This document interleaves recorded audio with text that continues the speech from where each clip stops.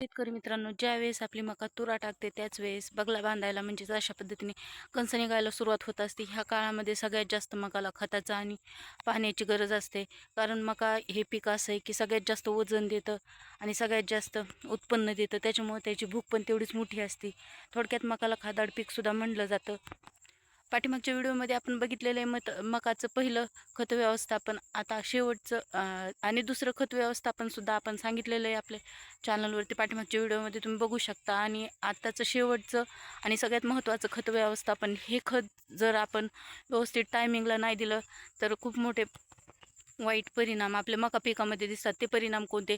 मकाला कणीस येतं, मोठं होतं, पण नंतर वाळल्याच्या नंतर मकाचे जे बी आहे त्याच्यामध्ये खड्डा पडणं किंवा मकाचे व्यवस्थित दाणे न भरणं, सोबतच कणीस चांगल्या पद्धतीने असणं पण सोडल्याच्या नंतर त्याच्यामध्ये बियांचं प्रमाण कमी असणं आणि त्याच्या कलरमध्ये सुद्धा फरक होणं, ह्या सगळ्या गोष्टी जाणवतात. त्याच्यामुळे हे खत व्यवस्थापन सगळ्यात महत्त्वाचं आणि गरजेचं आहे. त्याच्यानंतर आपण ही मका जनावरांसाठी, मुरघासासाठी सुद्धा डायरेक्ट चिपाडासकट क्विंटलवरती विकू शकतो. किंवा मग चांगल्या पद्धतीने कणस असतील आणि पाण्याचं व्यवस्थित भागण्यासारखं असेल. यावर्षी पाणी कमी नाही कुठेच आणि पाऊस पण कमी नाही, त्याच्यामुळं यावर्षीचा विषय नाही. पण नंतर रेग्युलर जर आपण आउट सीझनला मका करत असेल तर त्या टायमिंगमध्ये आपण जनावरांसाठी डायरेक्ट मका, उभी मकासुद्धा देऊ शकतो मुरघासासाठी.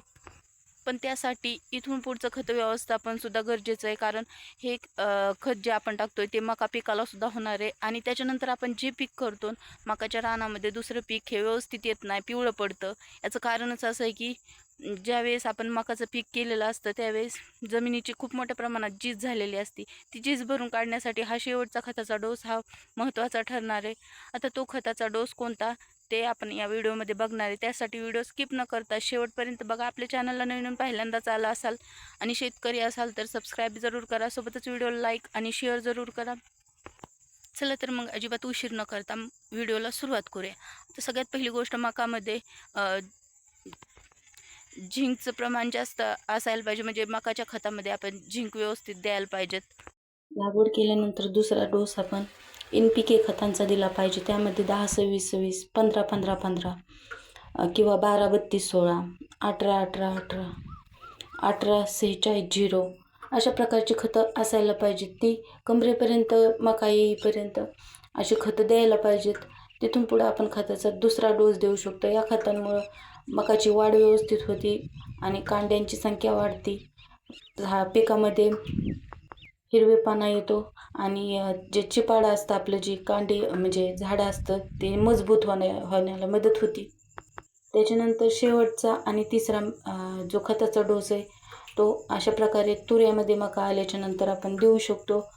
त्यामध्ये आपल्याला मायक्रो न्यूट्रिएंट्स द्यायचे. तर याच्यामध्ये आपण वॉटर सोल्युबल खतं देऊ शकतो. त्यामध्ये 13-40-13 हे 3 किलो एकराप्रमाणे देऊ शकतो आपण. ते ड्रिपमधून देऊ शकतो, पाण्याने देऊ शकतो. हे खत पाण्यामध्ये पूर्णपणे विरघळतं, त्याच्यामुळे द्यायला सोपं जातं.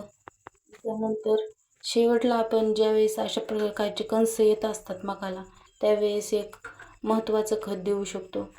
हे खत काम काय करणारे, दाणे भरण्याचं काम करणारे मकाच्या कणसामध्ये, आणि जो मकाच्या चिपाडामध्ये रस आहे तो सगळा त्या कणसामध्ये जमा करण्याचं काम हे खत करणारे. ते खत कोणतं तर 13-0-45 हे सुद्धा पाण्यामध्ये विरघळणारं खत आहे की आपण ठिबकमधून देऊ शकतो, पाण्याने देऊ शकतो. तर ह्याच्यामुळे सगळ्यात चिपाडाचा रस मकामध्ये उतरवतो आणि चांगल्या पद्धतीने कणस भरले जातात, जास्तीत जास्त उत्पन्न मिळतं. तर अशा पद्धतीने खताचं व्यवस्थापन करून भरपूर पाणी दिल्यामुळं मकाचं उत्पादन जास्तीत जास्त निघतं.